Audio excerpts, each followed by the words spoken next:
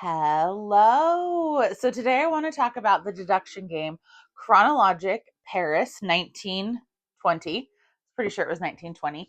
And from what I understand, there will be more games coming in this series. So if you like it, it's something that there's going to be more of. And this is a deduction game for 1, 2, 4 players. I've only played it solo, so I'm not quite sure about the multiplayer experience, but I am really loving this game. So it comes with 15 different cases to solve in it, of varying difficulty. So it starts you out easy and then works up to harder.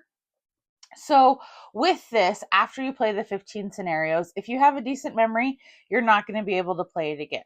I don't, so I could easily play this again. However, nothing is altered, ruined, destroyed. Everything can be reset. So you could easily pass it on to a friend at that point who wants to play it as well. And 15 scenarios is quite a few. So you have the opera house, and these are all different rooms in the opera house, and there's different entrances, and this is just showing you how people can move around the board because there are movement rules. There are 6 characters, 6 times, and 6 rooms, so that gives you a lot of possibilities.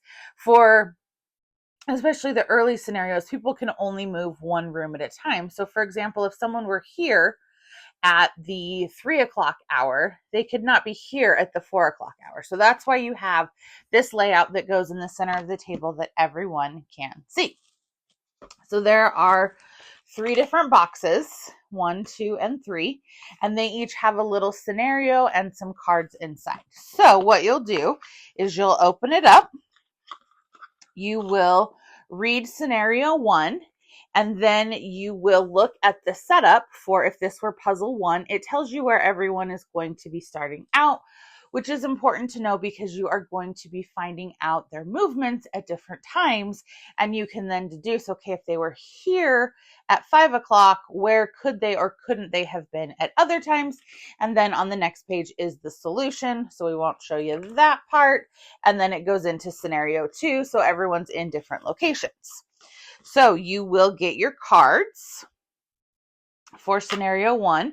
You can see at the top, they say number 1, number 2, number 3. So 1 through 5 are in here. So this is what I mean by after you've played it, everything just goes right back in here. It's good as new and can be passed along to the next person. Everybody is going to get one of these sheets that shows each of the 6 times, the layout of the building, and then the people are in the center. So as you gain information, this is where you're going to jot it down, make any notes that you want. If you're playing multiplayer, you will have a little player shield so that people won't see the notes that you are taking. And your player shield also has a lot of information on it for you. Like I said, I've only played this solo. And in the solo mode, you have a set number of moves you are trying to make to solve it in to get either bronze, silver, or gold. So how am I figuring this out? There are these cards here, and they show each of the rooms that are in the opera house. I then have each of my 6 characters, and in this scenario 1, you are trying to find out who bumped off the detective. So we know that this is who is the dearly departed, and in order to figure out who did it, we have to find a time, so 1 through 6, those are the hours, that the detective was in a room with only one other person. If he was in a room alone, it didn't happen at that time. If he was in a room with 2 or more people, it didn't happen then either. So then we have our time cards. And as you can see, all of these have little punch outs in different spots. So what you're going to do on your turn is you are going to gather some information. So perhaps I want to know who was on the stage at 4 o'clock. So you are going to line up your card on here, and it's going to give you some information. Now, if you are playing a multiplayer game, you get one piece of information just for you, and then one piece of information you have to share with the group. And it tells you which is which. You don't get to decide what to hold back and what to share. So in the multiplayer game, it is a race to see who can solve it first.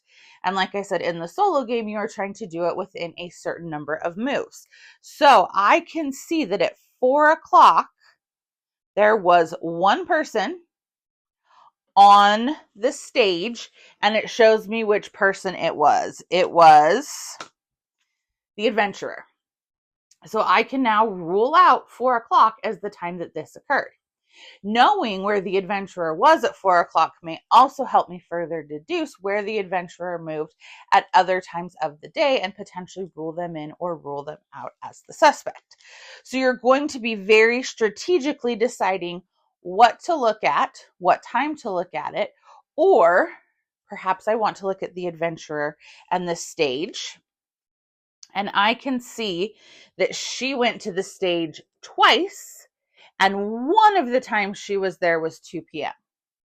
So again, you're having to take all of this information and put it together to solve the case of who took out the detective. So the scenario ones, it's all going to be the detective. Then there's scenario 2 and 3, and each one has 5 different cases that you can play. So if you like a deduction game, this one is great. I do want to try it multiplayer because I do think it would be a different experience, but this is a fabulous solo. So I would love to know, have you played this? Do you like deduction games? Let me know. Give me a like and a follow, and I'll keep bringing you more board game content. Thanks. Bye.